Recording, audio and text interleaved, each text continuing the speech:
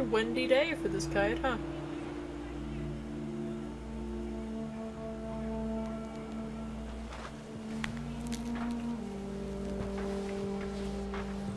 When the time for photos came, Dad ordered him to come here. But Gus declined, and as a sign held up his middle finger.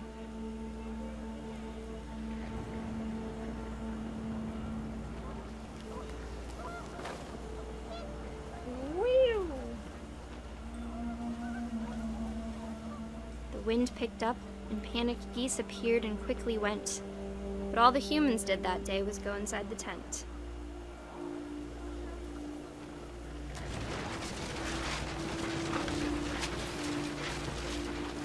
The rain came down in buckets then, but no one seemed afraid that nature might destroy the tent our dad had crudely made.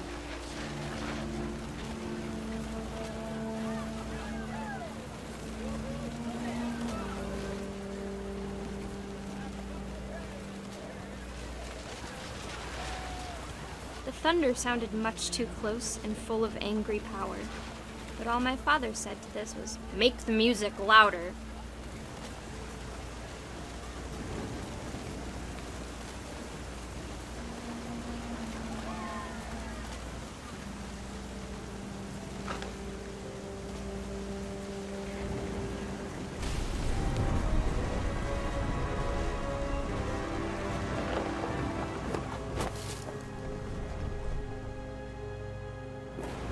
I wish that I could truly say I thought about you on that day. Out there on the beach alone, just you, the wind, the sea, and foam. But I didn't, until we found you.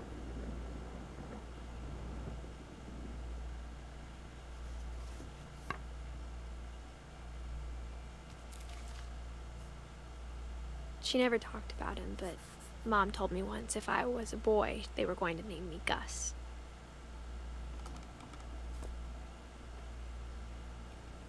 So everyone in this family died horrible, horrible deaths. Good. Oh, they really were like a boot camp, huh? Greg, be a baby. Good job, Greg. You failed. My mom moved up to the loft after her brothers died.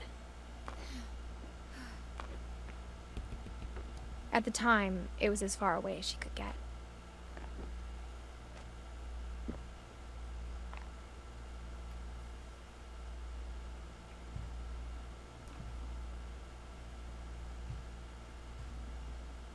She spent a summer building houses in Calcutta, where she met my dad, Sanjay.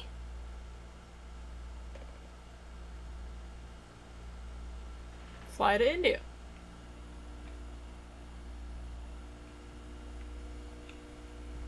She really wanted to go to India.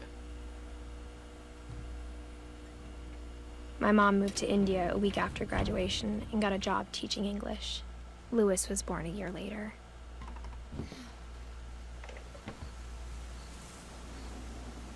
When my dad died, I don't think Mom knew where else to go. I'm sure Edie was happy to have her back.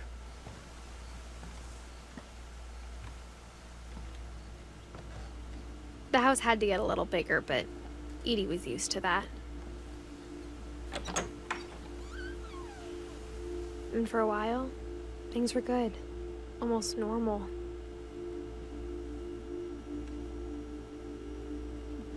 It's a little classroom in the house. That's But weird. it didn't last. Hold on. It's dumb. They did a project on their great ancestor.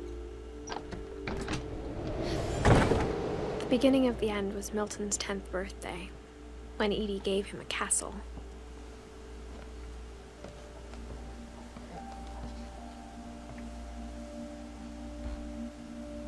After Milton disappeared, the only thing he left behind was a room full of paintings.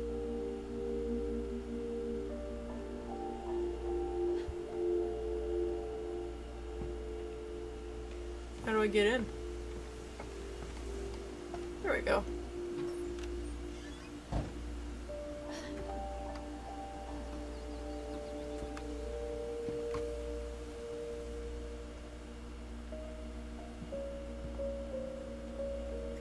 might pull it.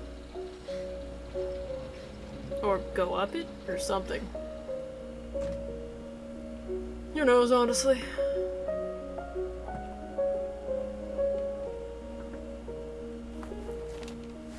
Milton Finch in The Magic Paintbrush.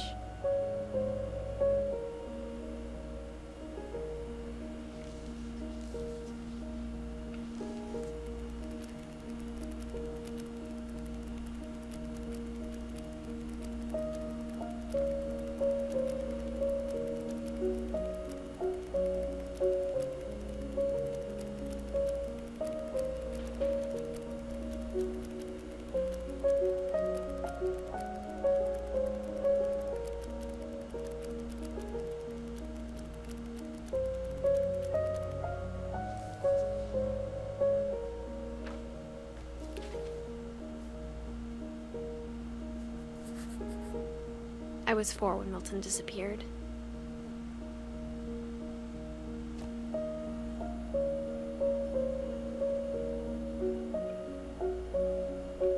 It's very sad. But he was a very good artist. Mom spent months searching for my brother. Then she sealed the doors.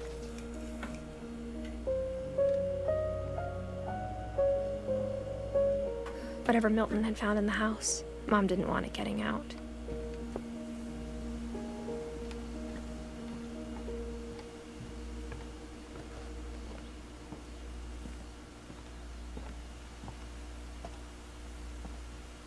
Mom definitely blamed Edie, but I think Lewis blamed himself.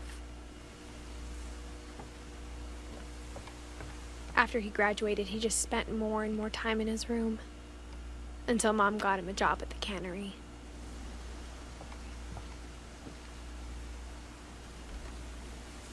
Everyone always told me to stay out of Lewis's room. Except Lewis. So that it doesn't matter. We're going in, boys.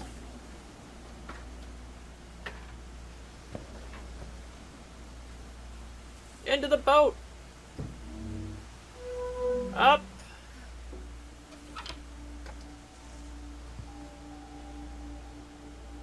This room is the coolest room. Lewis's room smelled very, very familiar. That part of him lived on. Marijuana. I also like the paintings. Like, look at that shit. Look at that shit. That's cool. I'd have that painting.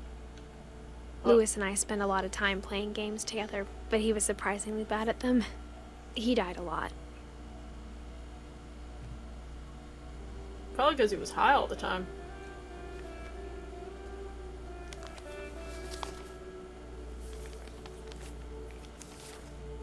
Dear Mrs. Finch, as Lewis's psychiatrist, I can understand your desire for an explanation. As I see it, the trouble began in January, shortly after we convinced your son to seek treatment for substance abuse. Newly sober, I believe Lewis first noticed the monotony of his daily life.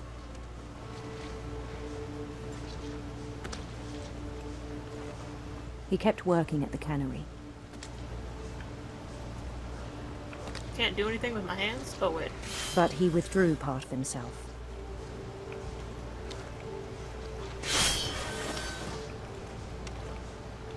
In our sessions, I saw the same behavior.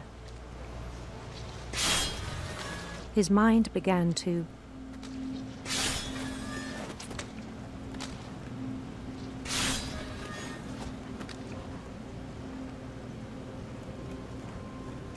I began to what? wander. Oh! I asked him to describe it. He said he started small, imagining a labyrinth. He'd feel his way about. Then something moved. Bats. And toads.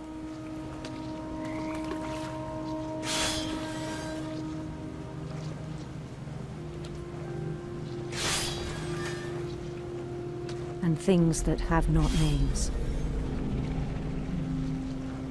He knew it was all in his head.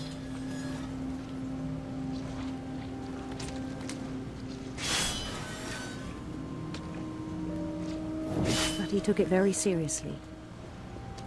I had hoped he'd find himself.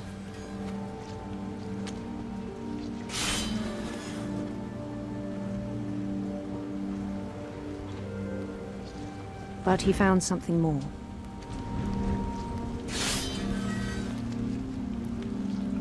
I worried about him then. Daydreaming at the cannery. I spoke with his boss. But he said Lewis had become a model employee. Methodical, tireless, focused. Like a whole new Lewis. So I let him go on.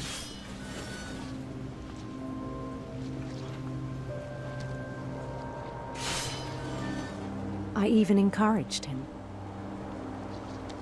It seemed very promising at first. He told me he'd made a new friend.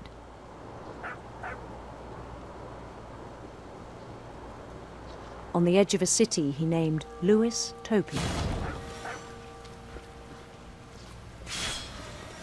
He built the city up slowly, brick by brick. Then he made musicians.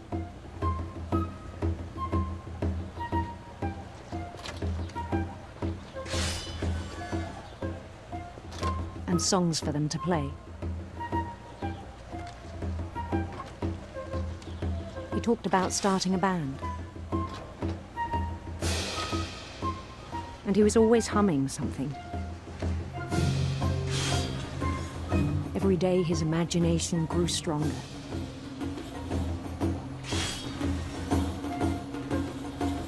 He no longer spoke at the cannery. But his chopping was as reliable as ever. Then one day it struck him that all the cheering crowds, even the stones under his feet, were all in his imagination, so he could do whatever he wished.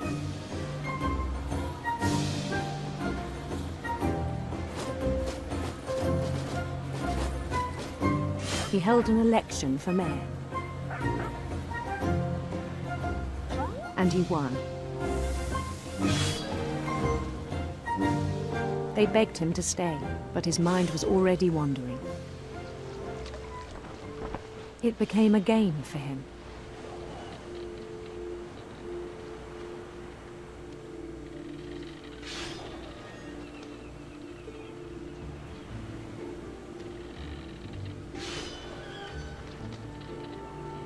He'd conquer a city, then immediately push on.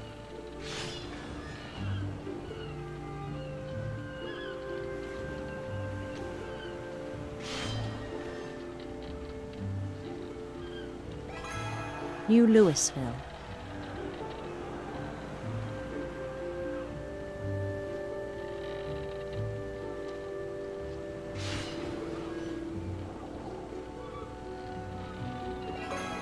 St. Louis.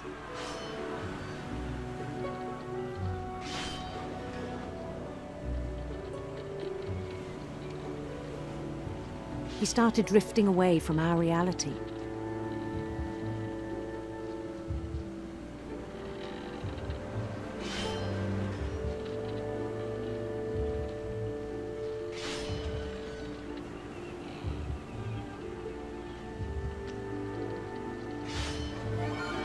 Minneapolis. Until one day he forgot to go home from the cannery. Even as his mother pleaded with him, part of Lewis kept sailing on.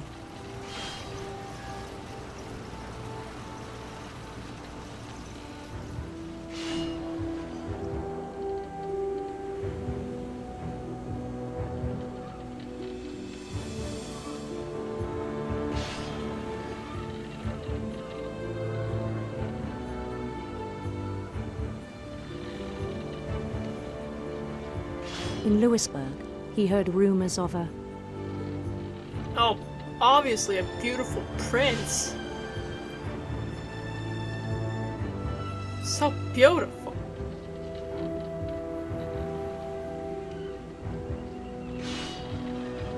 beautiful prince.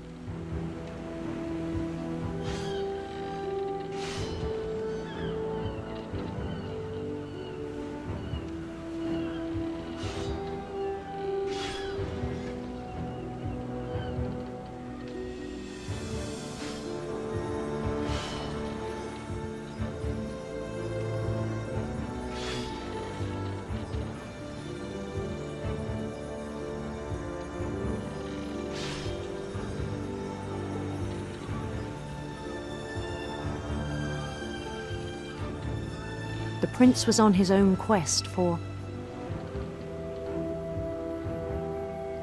sinister serpents. Can't make it too gay. That'd be boring. sinister serpents.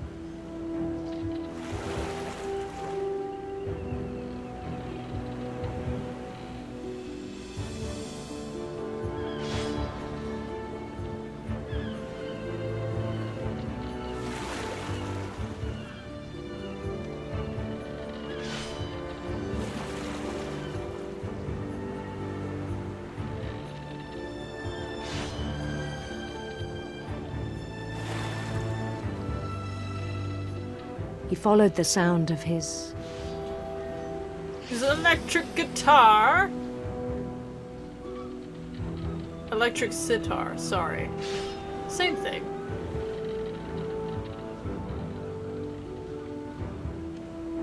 electric sitar.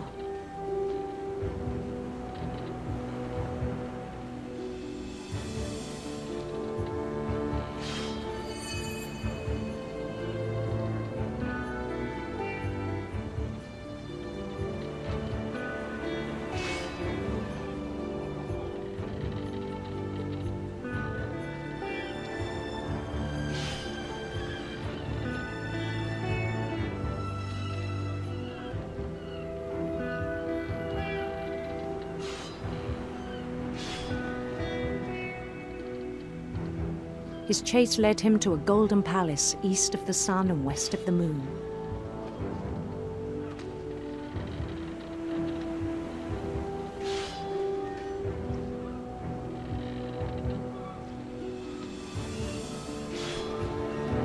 Even then, his logic remained sound. He knew the world was all in his imagination.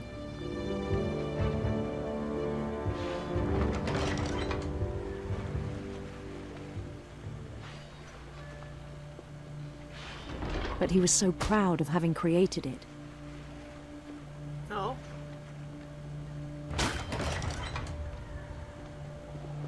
In his own eyes, he'd become something greater than a king.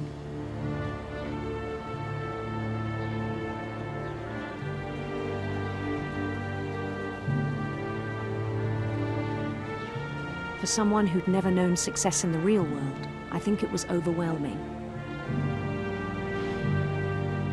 And then it struck him that the real Lewis was not the one chopping salmon, but the one climbing the steps of a golden palace.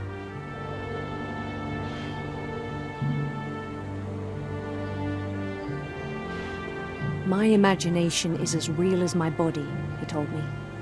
It was hard to argue with him.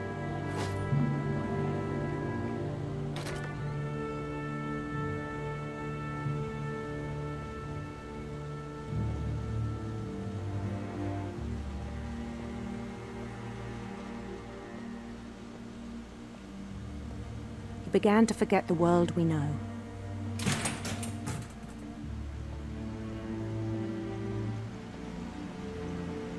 I think it pained him to remember Lewis, the cannery worker.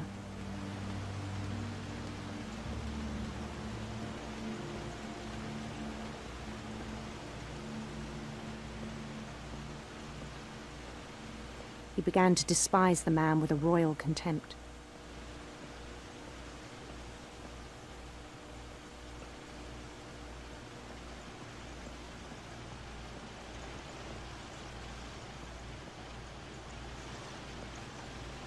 I still thought I could save him.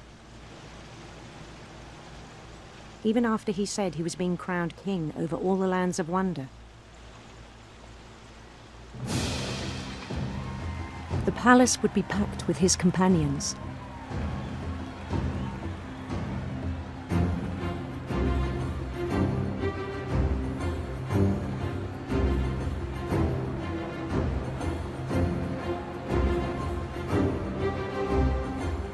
Including the wise Calico who had insisted on inviting him.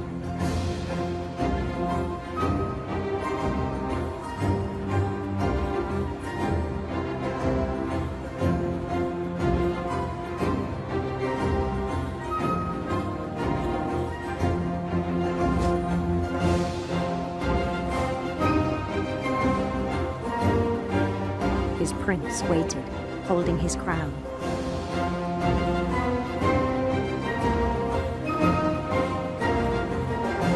There was only one thing left to do.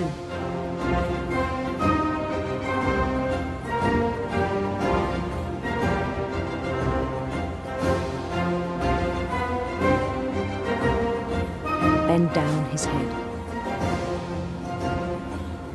Oh.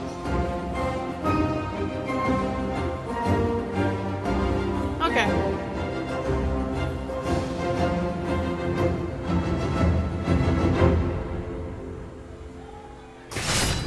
And the rest I think you know. Mrs. Finch, your son was a kind man who will be missed by all of us who knew him.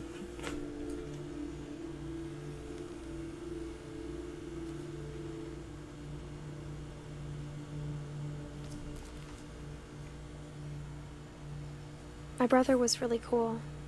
I wish you could have met him.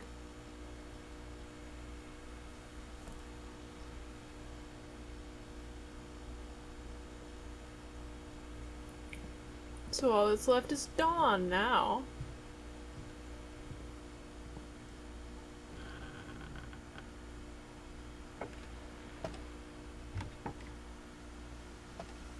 On the way back from Lewis's funeral, my mom told me to start packing. She waited until the day before we left to tell Edie. I'm not sure if she wanted to make it easier or harder.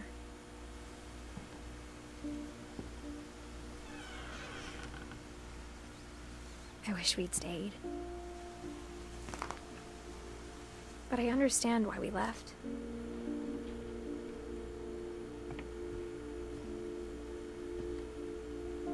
My mom ended up leaving everything behind.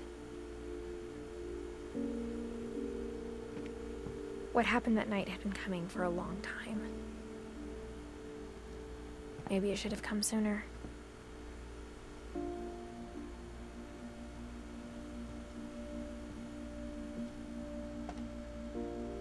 But it had to end one way or another. All that's left now was to tell you about that last night.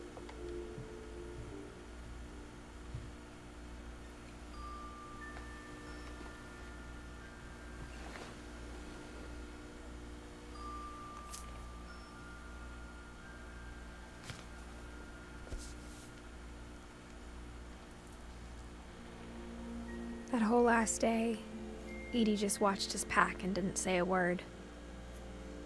Until supper, when she raised her glass and said, "To our final night together, and all our final nights apart." Grandma, you know what I said about alcohol. Some of your medications are very Edith, specific. I left a present for you in the hallway. Why don't you go open it? The grown-ups have to argue now. I'm sorry, you're right. We're all leaving tomorrow. Let's just enjoy our last... I'm not leaving. Edith, you're excused.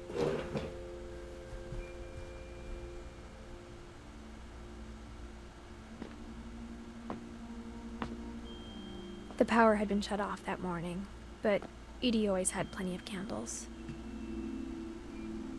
When my mom sealed the library, I don't think she knew about the other entrance. Or that Edie had a key to it.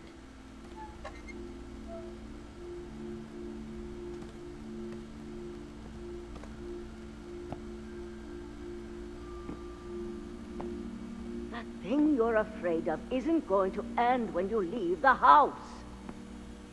Edith has a right to know these stories. My children are dead because of your stories. I think it's best if Edith and I leave tonight. We'll have the nursing home send a van for you in the morning. Okay?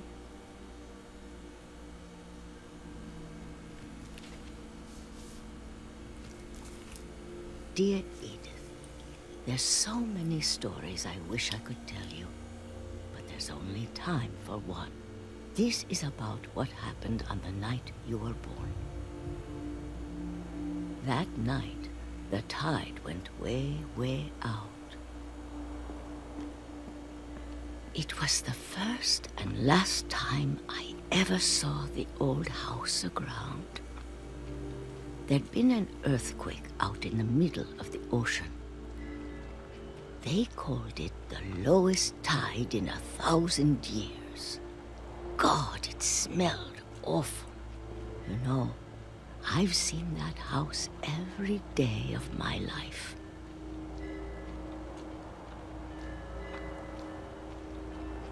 But I never thought I'd go back to it. When the fog rolled in, I lost my way.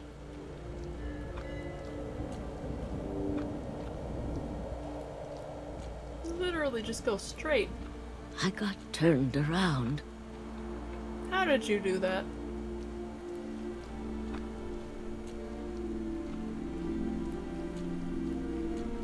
I started seeing things. Hey, Bucky. Call the buck. Things I'd forgotten had ever existed. Like what? But when I saw them, they felt like old friends. That night, a lot of things came back to me. Or maybe I came back to them.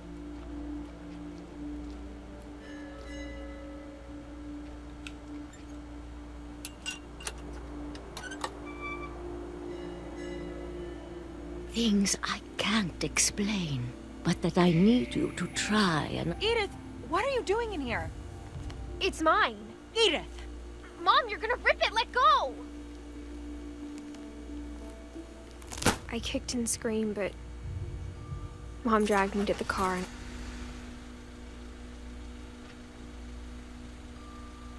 I never saw Great-Grandma Edie again. The next morning, the van came to pick her up, but she was already gone.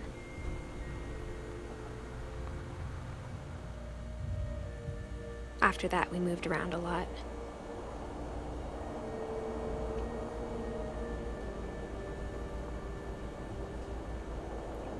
We both tried to make the best of it.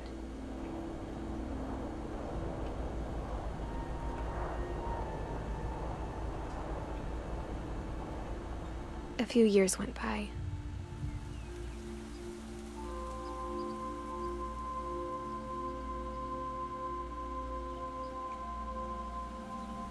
My mom didn't like to talk about it, but she started getting sick a lot. The rest happened pretty quickly. She got better for a while, and then she didn't.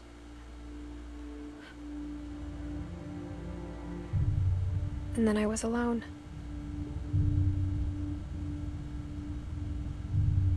The last Finch left alive.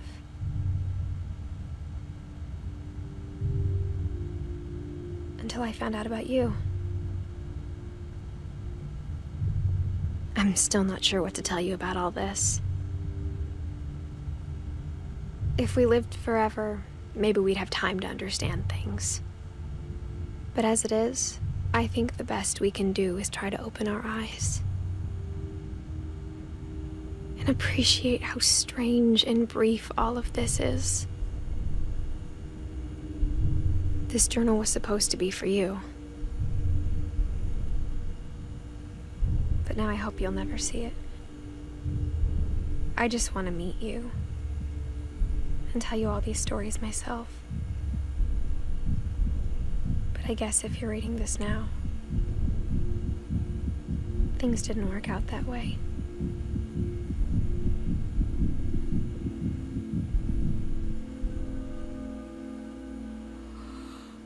This is where your story begins.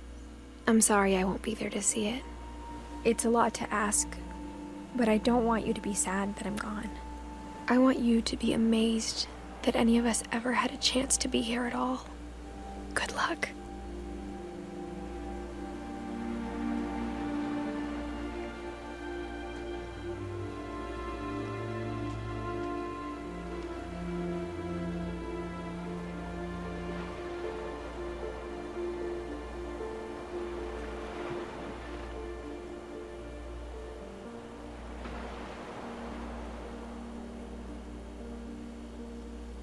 Oh, fuck you, game.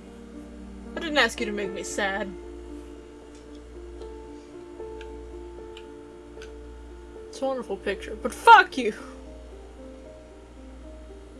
Get that feeling shit out of here! Ugh.